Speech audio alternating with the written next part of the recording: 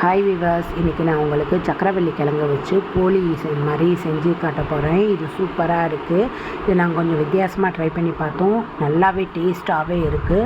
இது சின்ன குழந்தைங்களுக்கும் ரொம்ப பிடிக்கும். இது நம்ம ஈவினிங் ஸ்நாக்ஸாகவும் செய்யலாம். சப்போஸ் நம்ம வீட்டில் இப்படி அவிச்சு வச்ச கிழங்கு மிச்சம் இருந்தால் அதை யாரும் சாப்பிட மாட்டாங்க. அதை நம்ம வேஸ்ட் பண்ணாமல் இப்படி செஞ்சு சாப்பிட்றலாம். அதை எப்படி செய்யலான்னு பார்க்கலாம் வாங்க. முதல்ல சக்கரவள்ளி கிழங்கு வாங்கி அதை நல்லா வேக வச்சு அதில் இருக்க தோலெல்லாம் நல்லா உரித்து எடுத்து தனியாக வச்சுருங்க.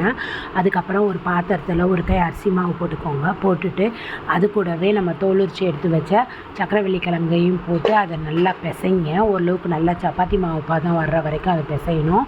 அது கூட நம்ம பச்சை தண்ணி ஊற்றாமல் கொஞ்சம் தண்ணியை கொதிக்க வச்சு அந்த தண்ணியை ஊற்றி அதை நல்லா பிசைங்க. சுடு தண்ணி ஊற்றும்போது ரொம்ப சூடாக இருக்கும். அதனால் கொஞ்சம் லைட்டாக ஆறுனதுக்கப்புறம் பார்த்து பிசைங்க.